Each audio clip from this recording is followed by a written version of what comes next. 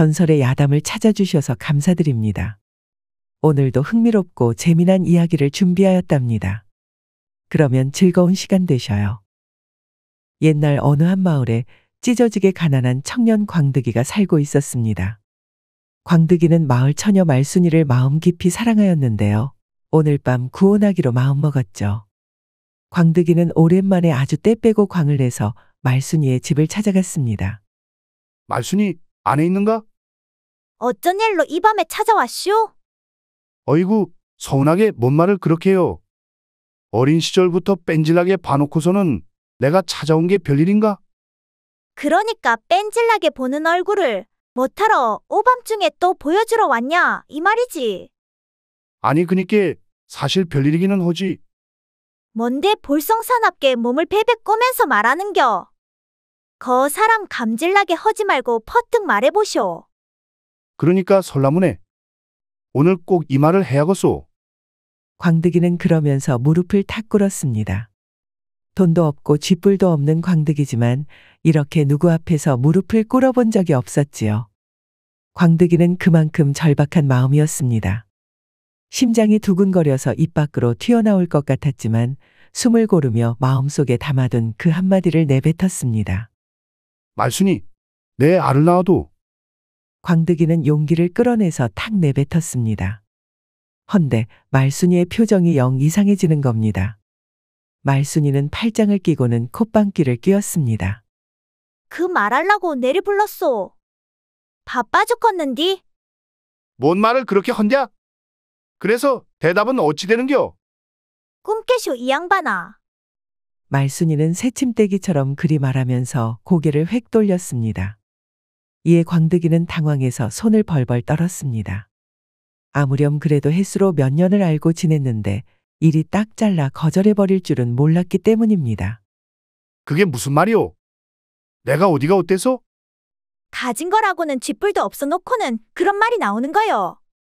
속된 말로 다음날 끼니도 어찌 떼야 할지 막막하면서 뭔 결혼이요. 그야 내일은 또 내일 벌어서 먹으면 되지. 그게 뭔 대수요? 대수지. 자기 입에 풀칠하기도 바쁜데 결혼하면 나 굶기지 않고 먹여 살릴 자신은 있어? 그래, 알을 낳았다고 쳐.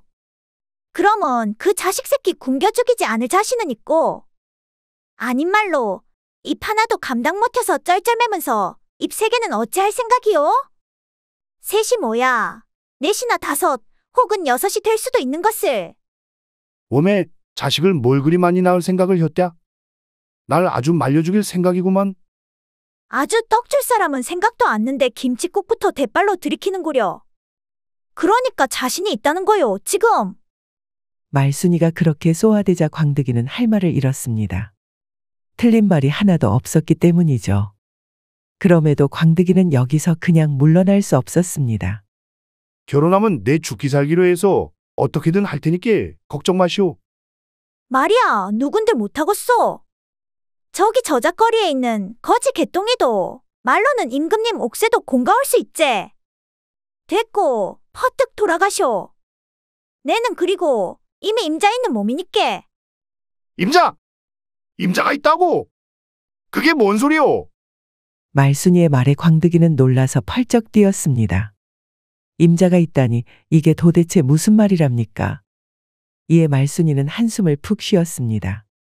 저기 칠봉이한테 이미 구원받았소. 칠봉이?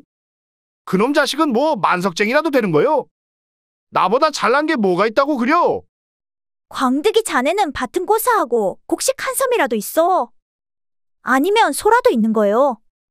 가진 거라고는 두 손하고 저 뺀질 때는 이뿐인 주제에 무슨 배짱으로 결혼을 하자고 하는겨. 아니 내가 그래도 칠봉이보단 좀 생겼잖여. 잘생겨봤자 밭에 심을 것도 아니고 내가 얼굴만 믿고 살다 굶어 죽을 생각은 없소. 이러지 말고 가서 뭐 좀 벌어와서 보여주는 정성이라도 좀 보여보시오. 그래도 내가 칠봉이보다는 낫다 싶으면 생각은 해볼라요. 말순이는 손을 내저으며 쌀쌀맞게 말을 마치고 집으로 들어갔습니다. 광득이는 망연자실해진 채로 어둑한 밤길을 터덜터덜 걸어 내려갔습니다. 난들 광득이도 이렇게 찢어지게 가난하게 살고 싶었겠습니까? 태생의 천한데다 배운 것이라고는 막일밖에 없고 부모님도 일찍 돌아가셔서 가진 것이라고는 좁아터진 초가집 한 채뿐이었습니다. 그래도 사랑하는 여인과 결혼하여 남들 안 부럽게 버젓이 살고 싶었는데 이제 이것도 일장춘몽에 불과했지요. 아니지, 그래도 어디서 돈이라도 넉넉히 구해오면 말순이의 마음을 돌릴 수도 있습니다. 그런데 어떻게 해야 할까요? 당장 돈벌이를 궁리해봐도 모자란 광득이 머리에는 드는 생각이 없었습니다. 도둑질이라도 해야 할까요? 헌데 고기도 먹어본 놈이 먹는다고 평생 도둑질이라고는 기껏해야 남의 담벼락에 매달린 참외 한쪽 슬쩍 따먹은 것밖에 없었는데 어떻게 도둑질을 하겠습니까? 게다가 광득이는 그런 부끄러운 짓을 저지르고 싶지 않았습니다. 아무리 가진 것이 없어도 나쁜 짓은 하면 안 되는 것이지요. 이놈의 세상? 그 망할 것에 돈이 뭐라고 내 마음을 이리 찢어놓는 게냐? 어휴 팔자야. 광득이는 집으로 돌아가다가 우뚝 멈춰섰습니다. 이대로는 분이 안 풀려서 잠이 안 올 것 같았지요. 코가 비뚤어지게 취하지 않고서는 도저히 침상에 눕지 못할 것 같았습니다.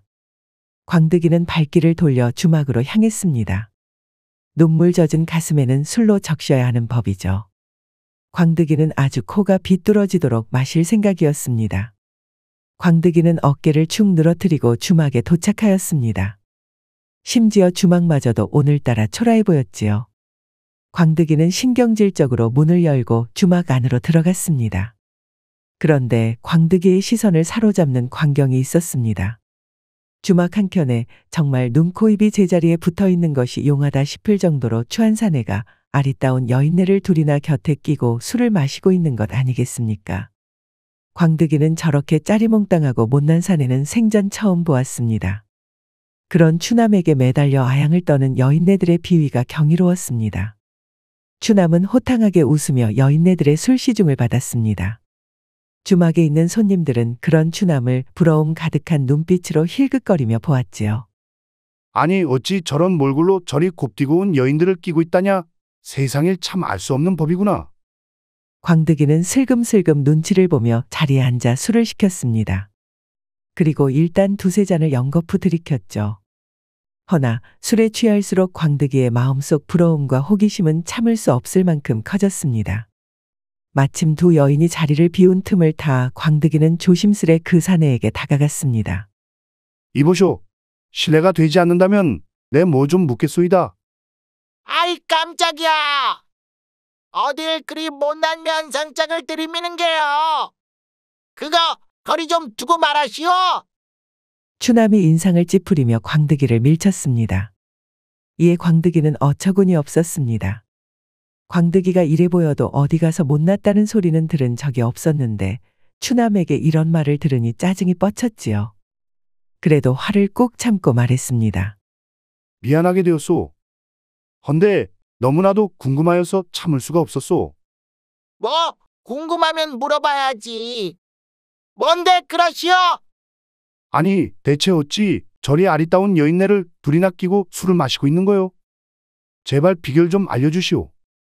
추남은 술잔을 내려놓고 광득이를 위아래로 훑어보며 껄껄 웃었습니다.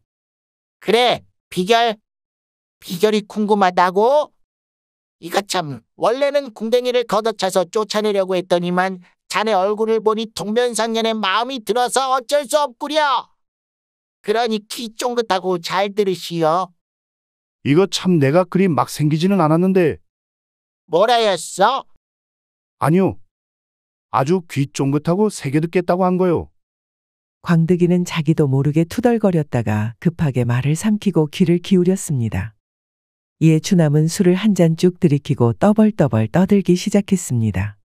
나도 자네처럼 가진 것은 쥐뿔도 없는 시절이 있었지. 게다가 이 못난 얼굴. 애미의 비두치 자식 새끼면 예쁘다 해주거늘 어미는 나를 보면 울음을 터뜨리고는 했어. 천지신명님 어찌 아스키 세수대야를 이리 찌그러뜨려 놓았습니까? 이렇게 말이야. 그래도 자기 못난 거는 잘 아시는구려. 이래 보여도 내가 자기 주제는 확실히 아는 녀석이거든. 자네도 그래서 살 길이 막막한 거 아니오?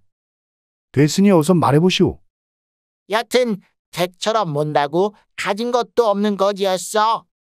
먹을 것도 없고 입을 것도 없고 하루 벌어 하루 먹는 신세였지. 그런데 어느 날 내 운명을 바꿔놓은 일이 있었어. 그게 뭐요? 광득이는 눈을 번뜩이며 더욱 귀를 기울였습니다. 추남은 삐뚤빼뚤한 이를 쓱 드러내며 미소 지었지요. 정말 다시 보아도 못난 사내였습니다. 산에서 산삼을 하락했다 이 말이요. 산삼이요? 그랬어. 그게 바로 1000냥짜리 산삼이더이다. 그놈을 고관대작한테 팔아치우니 갑자기 내 인생이 펴지더구만.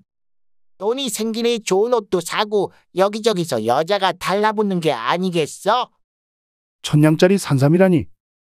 아니, 그런 게 정말 있다 이 말씀이요? 산삼은 귀하디 귀한 물건이라 쉽진 않소. 하지만 운이 좋으면 못 찾으란 법도 없지 않겠어? 보시오! 여기 이 몸도 찾아서 이렇게 인생이 쫙 폈지 않소? 추남은 호탕하게 웃으며 술잔을 다시 채웠습니다. 광득이는 그의 말에 온몸이 전율하는 것을 느꼈습니다. 이대로 가난에 찌들어 살봐야 산에서 산삼이라도 찾아야겠다는 결심이 서는 순간이었지요. 고맙소. 생긴 것과는 달리 아주 속이 꽉 찬 양반이구만. 고럼고럼! 내 씨알이라도 굵어서 밤마다 여인네들이 죽어나지. 그러면 그 1000냥짜리 산삼이면 산에 올라서 찾은 거요? 이 사람이 산삼이 산이 아니면 어디서 찾나. 강에서 나왔으면 강삼이었지. 저기 보이는 아우산에서 캐왔다워. 헌데 조심하시오. 산은 만만한 곳이 아니야. 목숨을 걸어야 할 거예요. 광득이는 추남에게 머리 숙여 인사하고 주막을 나섰습니다. 캄캄했던 길이 밝아지는 기분이었습니다. 광득이는 기대감을 잔뜩 끌어안고 뜬 눈으로 밤을 새고 다음날 아침 일찍 마을에서 한 신만이를 찾아갔습니다. 신만이는 몸집이 작고 마른 데다 얼굴에 굵은 주름이 얽힌 자로 장노인이라 불리었습니다. 장노인은 오래전부터 산을 누비며 산삼을 캐서 팔았습니다. 어르신, 저 꼭 부탁드릴 것이 있어 찾아왔습니다. 이놈은 또 어디서 굴러들어온 놈이야? 꼬락서니를 보아하니 산삼을 사려고 온 건 아닐 테고 바쁘니 썩 꺼지거라. 어르신 제발 부탁드립니다. 저도 어르신처럼 신만이가 되고 싶습니다. 허참 10만이? 하여간 이런 젊은 것들이 몇 있지? 일확천금에 눈이 멀어서 호랑이굴에 고개를 들이미는 멍텅구리 같으니 엄밀히 말해 산삼굴 아니겠습니까? 뭔 산삼구리야? 정신 차리거라 이놈아. 산이 얼마나 험한 곳인지나 아느냐? 곰도 있고 뱀도 있고 발을 헛디디면 곧바로 천길랑 떨어지다. 내 놈 같은 얼간이가 감히 산에서 버틸 수 있겠느냐? 저도 압니다. 하지만 저는 반드시 산삼을 캐고 싶습니다요. 부탁드립니다. 뭐든 다 하겠습니다. 장신만이는 퉁명스레 대꾸하였지만 광득이의 열성적인 부탁에 잠시 고민했습니다. 그러다가 어쩔 수 없다는 듯 고개를 끄덕였지요. 좋아, 정 그렇다면 알려주마. 허나 바로 산삼을 캐는 일은 시키지 않는다. 내 밑에서 자빌부터 하며 산에 대해 배워라. 산은 얕잡아 볼 곳이 아니니 기본을 배우기 전엔 절대 산삼에 손을 댈 생각도 말거라. 감사합니다, 어르신. 정말 잘 부탁드리겠습니다. 그렇게 해서 광득은 장노인의 도제 생활을 시작했습니다. 그는 산짐승의 길을 정리하거나 나무를 캐오고 장노인이 지도를 그릴 때 필요한 먹물을 만드는 온갖 허드렛 일을 도맡았습니다. 그리고 시간이 흘러 장노인은 마침내 광득을 데리고 아우산으로 올라갔습니다. 자, 그간 이것저것 얼추 배웠지? 빗자루 쓸기는 많이 배웠지요. 그게 다 도움되는 일이다. 나중에 스승님 하고 고마워할 거요. 광득이는 퍽이나 잘도 그러겠다라고 쏘아붙이고 싶었지만 참았습니다. 일단 겨우 산에 들어왔으니 산삼에 한층 더 가까워졌으니 말이죠. 자, 이제 내가 알려줄 테니 잘 듣거라. 산삼을 찾으려면 단순히 산만 헤매선 안 된다. 산삼은 그 뿌리가 특별해서 오래된 나무 근처나 음지에서 주로 자란다. 특히 잎이 오엽이라 하여 5갈래로 나뉘어 있어 구별이 쉽다. 그런데 이것도 경험이 없으면 잡초와 헷갈릴 테니 잘 봐둬야 한다. 네, 어르신. 뿌리는 오래된 나무 주변, 그리고 잎은 5갈래. 기억하겠습니다. 또 한 가지, 잎만 보고 덥석 뽑지 말고 주변 흙을 살살 긁어가며 뿌리를 확인해야 한다. 뿌리가 잘리거나 훼손되면 제값을 못 받으니까 말이다. 알겠느냐? 그리고 절대 이 아우산에서 벗어나서 형님산으로 가면 안 된다. 알겠느냐? 예, 알겠습니다. 이제 산삼 찾는 건 시간 문제입니다요. 도대체 그 자신감은 어디서 나오는 게냐? 그래, 그러면 내 놈이 얼마나 잘 찾나 어디 한번 두고 보마. 광득은 신나게 산을 돌아다니며 장노인이 일러준 대로 산삼을 찾기 시작했습니다. 그러나 역시 사는 생각만큼 호락호락하지 않았습니다. 다른 신만이들이 이미 휩쓸고 가버려서 그런지 눈에 띄는 것은 잡초뿐이었죠. 허나 사람이 이대로 죽으라는 법은 없는가 봅니다. 광득이는 낙엽이 무성히 떨어진 둔덕에서 5갈래 잎을 발견했습니다. 이에 곧바로 조심스럽게 흙을 긁어내어 뿌리를 확인해 봤더니 에그머니나 바로 산삼이었습니다. 신봤다! 신봤다! 내가 찾았다! 광득이는 신이 나서 목이 터져라 외쳤습니다.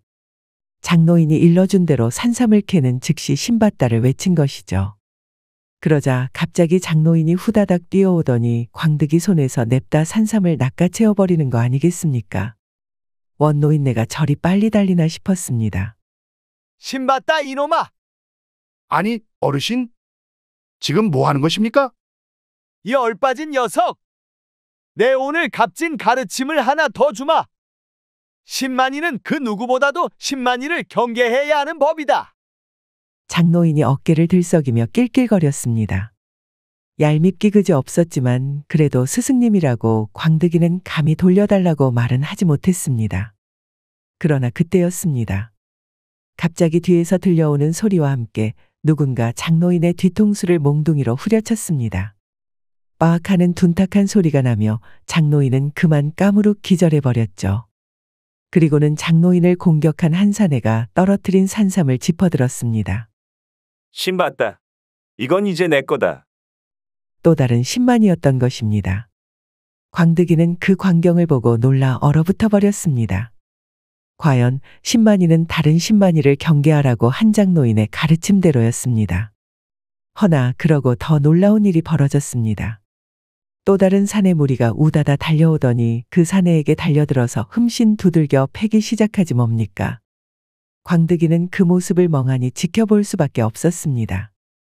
내 거다. 내 거야. 신봤다. 뭐, 내 거. 그럼 난 뭐냐? 그건 내 거다. 신봤다. 신보기를 뭘 보았느냐? 내 몽둥이 맛이나 좀 보거라. 심지어 이들은 서로가 서로의 산삼을 빼앗기 위해 머리를 잡고 싸우며 난리를 피웠습니다. 정말이지 아귀다툼이 따로 없었습니다. 그러다가 맞고 기절했던 장노인까지 다시 일어나서 난장판에 뛰어들었습니다.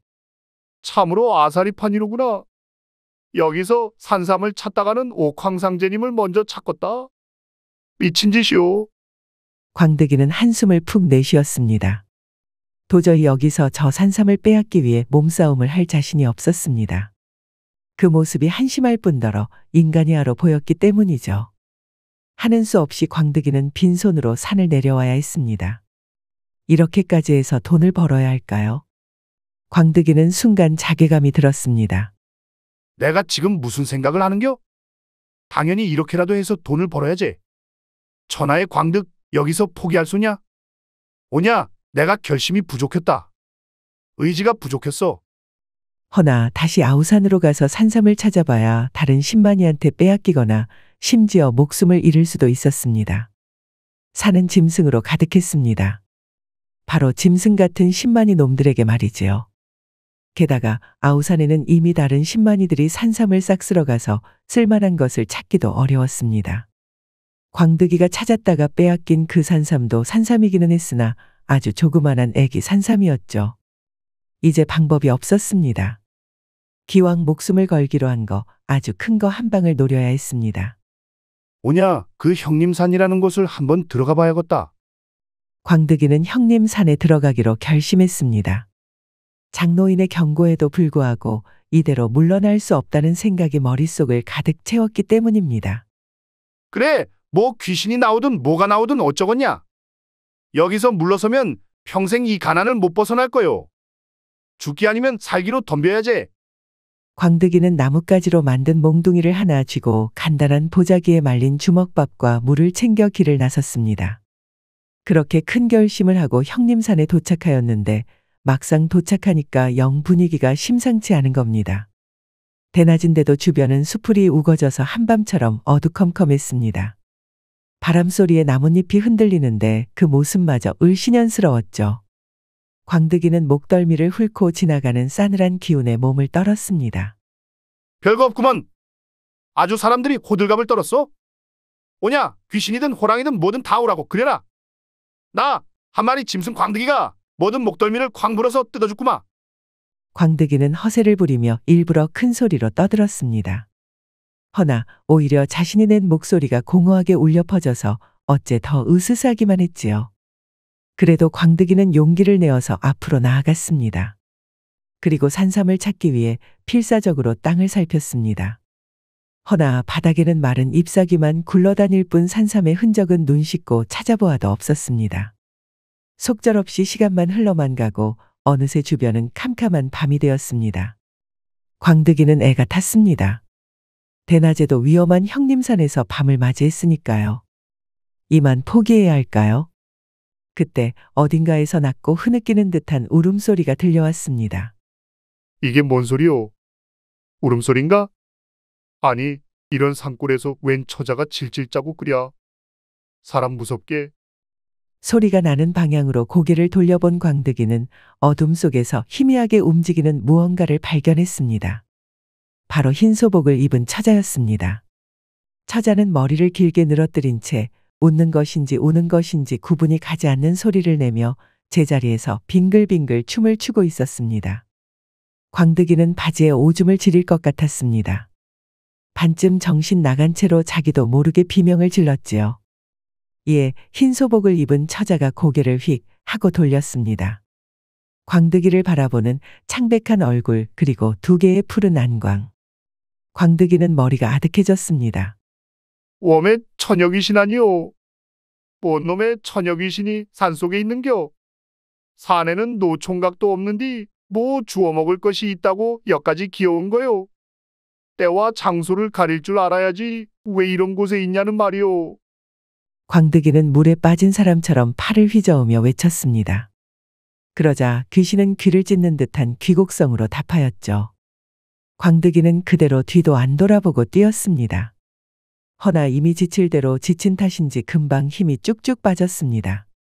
어두워서 앞은 캄캄하지, 숨은 차올라서 다리는 점점 무거워지지. 아주 죽을 맛이었죠. 심지어 말입니다. 한참을 내달린 것 같은데 어째 같은 곳을 빙빙 도는 느낌이 들었습니다. 방금 전에 봤던 큼지막한 참나무를 또 지나치니 말이죠. 그렇습니다. 그야말로 귀신에게 홀라당 홀려버린 것입니다. 아이고야, 내는 죽은 색시한테는 관심이 없다 이거사. 경고대로 형님산에 들어와서는 아니 되었습니다. 광득이는 눈물범벅이 된 얼굴로 뒤늦게 후회했지요. 하지만 이미 늦었습니다. 어느새 처녀귀신은 바짝 달라붙어서 서늘한 입김을 귓가에 불었습니다. 이대로는 꼼짝없이 처녀귀신의 서방이 되게 생겼습니다. 그 순간 발밑에 흙이 느닷없이 무너져 내렸습니다. 광득이는 발을 헛디디며 그대로 앞으로 고꾸라졌습니다. 비탈길이 나타난 것이었지요. 광득이는 비탈길을 따라 대굴대굴 구르기 시작했습니다. 낙엽과 돌멩이가 튀며 몸이 공처럼 튀겨졌고 바람이 휙휙 귀를 스치며 지나갔습니다. 간혹 멈추려고 팔을 뻗었지만 잘게 부서지는 흙만 허망하게 잡혔습니다. 그렇게 몇 번을 구르던 광득은 커다란 바위에 머리를 쾅 하고 부딪혀서야 멈추었죠. 불이 번쩍하고 빛나더니 급기야 눈앞이 캄캄해졌습니다. 광득이는 그대로 혼절해버리고 말았습니다. 주변은 다시 고요해졌고 외로운 숲속의 바람 소리만이 남았습니다. 그렇게 한참이 지났습니다. 광득이는 천천히 눈을 떴습니다. 멍석마리를 당한 것 마냥 온몸이 욱신거렸고 특히나 머리가 깨질 듯 아팠습니다. 분명 수박처럼 파삭 깨졌으리라 싶을 만큼 세계바위에 부딪혔는데 큼지막한 멍만 들었을 뿐 멀쩡했습니다. 광득이는 외딴 장소의 대자로 뻗어 있었습니다. 처녀 귀신도 온데간데 사라져서 보이지 않았지요. 광득이는 머리를 감싸쥐고 천천히 일어났습니다. 그리고 자신이 누워있던 바위 아래를 보니 그 자리에 달빛이 환히 내려앉아 있었습니다. 달빛은 흙위를 비추며 신비롭게 빛나고 있었지요. 그리고 어딘가 영험한 기운이 감도는 장소였습니다. 어쩌면 처녀 귀신도 그래서 다가오지 못했을지도 모릅니다. 광득이는 혹시나 하는 마음에 달이 비춘 흙바닥을 손으로 파내기 시작했습니다. 마치 달빛 아래에 그 자리가 무언가를 감추고 있는 듯한 느낌을 주었기 때문입니다. 그리고 얼마 지나지 않아 흙 속에서 뭔가가 드러났습니다. 아니, 이게 무엇이오? 광득이의 손끝에 닿은 것은 커다란 뿔이었습니다. 그는 흙을 더 파내며 뿌리를 조심스럽게 꺼냈습니다. 그것은 다름 아닌 산삼이었습니다. 그것도 팔뚝만한 크기의 산삼이었죠. 얼핏 보면 팔다리가 달린 무라고 착각할 만큼 큼지막했습니다. 광득이의 입이 떡 벌어졌습니다. 이거야말로 천냥 아니 만냥짜리 산삼이구먼.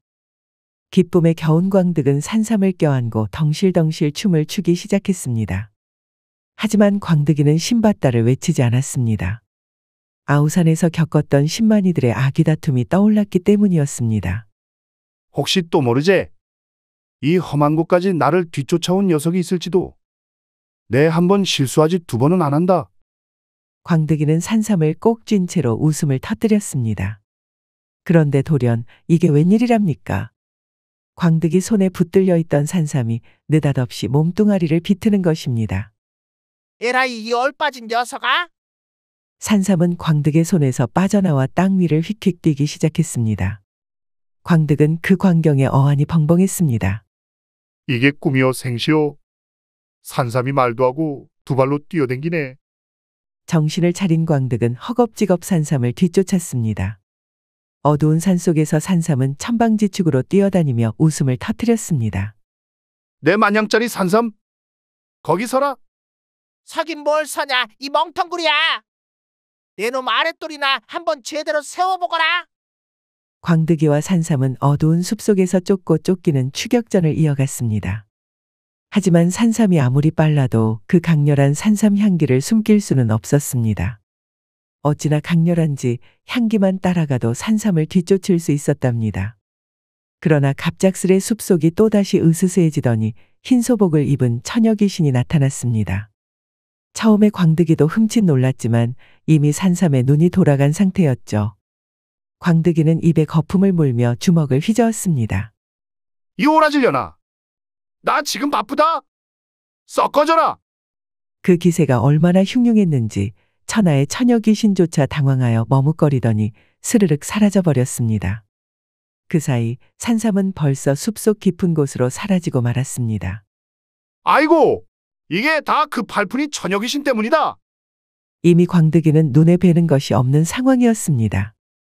다시금 향기를 쫓아 산삼을 찾아 나섰지요. 형님 산이고 언니 산이고 광득이에게 중요치 않았습니다. 산삼, 실로 산삼에 미친 남자가 되어버렸습니다. 그렇게 한참을 뛰고 걷고 헤매던 광득이는 웬 작은 산채를 발견했습니다. 낮은 담장과 초라한 초가집의 산채는 숲속에 숨어있듯 자리하고 있었습니다. 이 망할 놈의 산삼. 저기에 숨었나 보구나. 광득은 산채의 문을 조심스럽게 두드렸습니다. 안에서는 아무런 대답도 들리지 않았습니다. 지금 보니 사람이 있을 리 만무했지요. 폐가나 다름없어 보였거든요. 광득이는 슬그머니 문을 열고 안으로 들어갔습니다. 폐가 안은 먼지가 수북히 쌓이고 거미줄이 곳곳에 엉켜 있었습니다. 오래된 기둥과 벽은 바람에 사가가고 있었죠. 그런데 방구석에 무언가 인기척이 느껴지는 겁니다. 그것은 다름 아닌 웬 여인이었습니다. 한 아리따운 여인이 기둥에 묶여 있었습니다. 살려주셔요, 도련님. 애구 깜짝이야. 댁은 미쇼? 어느 날 마을에 내려온 산적놈들이 한밤중에 저를 납치했답니다. 제발 저 좀 풀어주세요. 이 산채는 산적놈들의 은신처였나 봅니다.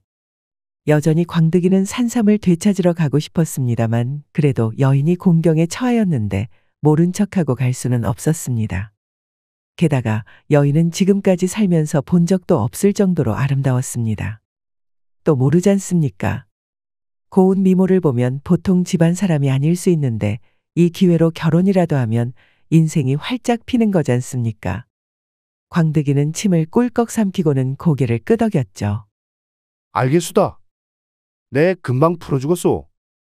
광득이는 조심스럽게 두터운 밧줄을 풀었습니다. 풀려난 여인은 답답함이 해소되어서 한숨을 푹 내쉬었습니다. 감사합니다. 헌데 너무 오랫동안 묶여 있어서 여기 멍이 좀 든 것 같사와요. 도련님이 좀 봐주시겠어요? 여인은 그러면서 살짝 옷깃을 내리며 뽀얀 살결을 보였습니다. 이에 광득이는 당황하여 얼굴을 붉혔지요. 아니 이게 웬 떡이냐 싶기도 하고 생전 처음 여인의 살결을 보니 망측스럽고 하여간 머리가 어지러질했습니다. 게다가 여인의 몸에서 참으로 향긋한 향기가 풍겨나왔습니다. 광득이는 자기도 모르게 바보 같은 웃음을 해지었습니다.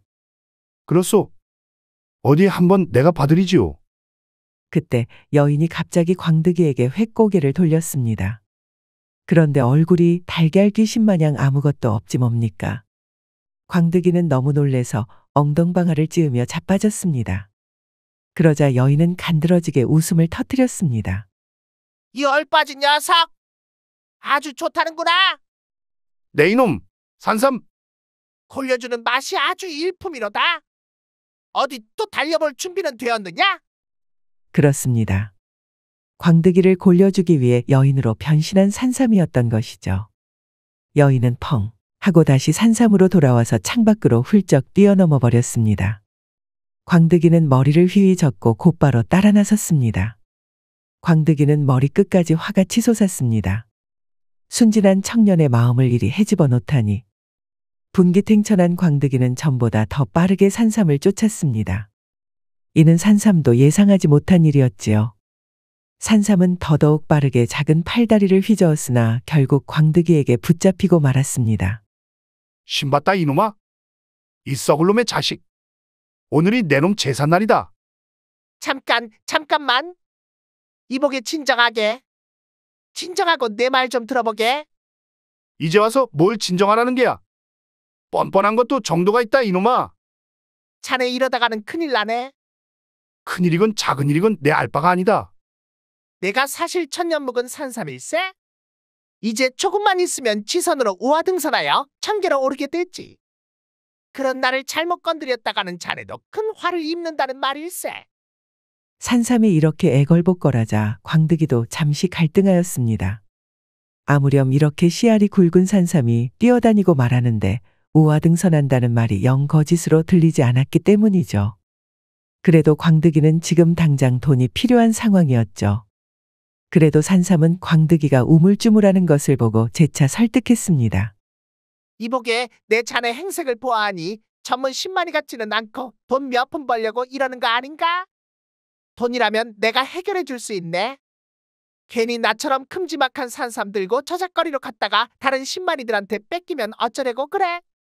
또 속여 먹으려고 하는 거라면 그만두는 게 좋을 걸세. 자네가 지선이건 지렁이건 지금은 내 손에 꽉 잡혔어. 허튼 짓 하면 곧바로 산삼탕을 만들어 버릴 게야. 원참 상미하고는. 그래, 내 뿌리에 걸고 맹세하지. 그러면 이야기나 좀 들어보게. 산삼은 광득이의 단단히 환한 표정을 살피며 말을 이어갔습니다. 이보게 자네가 방금 지나온 산책 거기가 어디인지 아는가? 어디긴 허름한 패가 아니었나?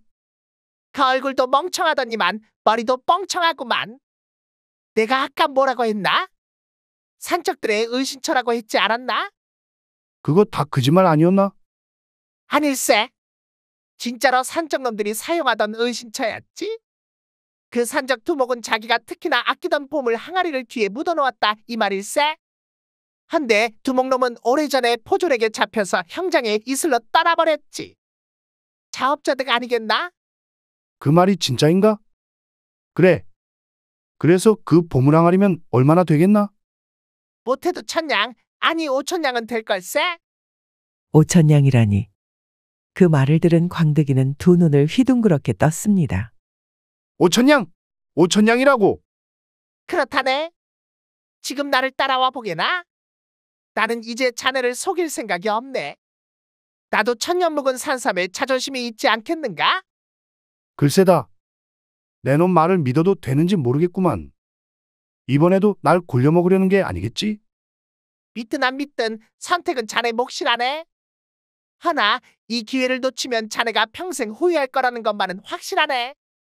광득이는 고민 끝에 산삼을 믿기로 했습니다. 허나 일단 산삼을 동아줄로 꽁꽁 묶었지요. 산삼은 불만인 듯 투덜거렸지만 어찌되었든 광득이를 이끌고 산채로 갔습니다. 그 모습이 마치 강아지를 산책하러 나온 것 같아 우스꽝스러워 보였습니다.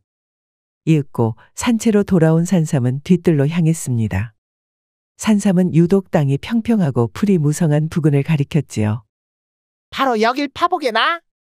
두목이 숨겨둔 항아리가 있을 거라네. 광득은 긴가민가 하면서도 손으로 땅을 파기 시작했습니다. 얼마 지나지 않아 삽 대신 사용한 나뭇가지가 단단한 무언가에 닿았습니다. 광득은 힘을 다해 땅을 더 파냈습니다. 그리고 마침내 커다란 항아리가 모습을 드러냈습니다. 이야, 진짜로구나. 나도 이제 부자다. 광득이는 쾌재를 부르며 항아리 안을 살펴보았습니다. 무게가 꽤 나가는 것으로 보건대 정말 보물이 가득 담겨 있을 것 같았지요. 헌데 항아리 안을 본 광득이는 아연실색하고 말았습니다. 안에 까맣게 그을린 석탄이 가득 차 있는 것입니다. 또 속였구나. 화가 난 광득이는 고개를 들었는데 산삼은 이미 저 멀리 도망가고 있었습니다. 멀리서 어렴풋이 산삼이 외치는 소리가 들려왔습니다. 자네와의 시간은 정말 유쾌했네. 잘 지내게나? 광득이는 힘이 쭉 빠져서 풀썩 주저앉았습니다. 이제는 힘이 너무 빠져서 더는 쫓아갈 수도 없었습니다. 어쩌겠습니까? 빈손으로 내려갈 수는 없으니 항아리라도 들고 가야지요. 이 항아리라도 팔아 몇 푼이나 벌어보자는 심정이었습니다. 광득이는 터덜터덜 산에서 내려왔습니다. 아직 이른 새벽이라 저작거리에 나갈 수는 없는 노릇이었습니다. 광득이는 무거운 항아리를 들고 있는 자신이 애처로워서 홧김에 휙 하고 바닥에 내던졌습니다. 그런데 땅바닥에 항아리가 부딪히는 순간 표면이 살짝 벗겨졌는데요. 그 사이로 눈부신 황금빛이 보이는 겁니다. 아니, 이게 뭐야? 황금 항아리요? 광득이는 그 자리에서 항아리 안에 숯을 탈탈 털어내고 걸레를 가져와서 항아리를 박박 닦아냈습니다. 항아리 표면을 모두 닦아내자 어느새 아침해가 떠올랐고 항아리가 찬란한 황금빛으로 빛났습니다. 산삼이 거짓말을 한 것이 아니었습니다. 어쩐지 항아리 주제에 너무나도 무겁던 것이 황금이었던 것입니다. 광득이는 그 무거운 황금 항아리를 들고 덩실덩실 춤을 추었습니다. 이렇게 우여곡절 끝에 황금 항아리를 찾은 광득이는 곧바로 팔아서 돈 5천냥을 벌 수 있었습니다. 돈을 번 광득이는 아주 말쑥하게 차려입고 말순이를 찾아갔지요. 그리고는 당당하게 결혼을 승낙받았습니다. 마침내 새신랑이 된 광득이는 말순이와의 첫날 밤에 그간 겪었던 수모를 모두 깡그리 돌려주었답니다. 즐거운 시간이 되셨을까요? 앞으로도 재미난 이야기를 더 잔뜩 준비하겠습니다.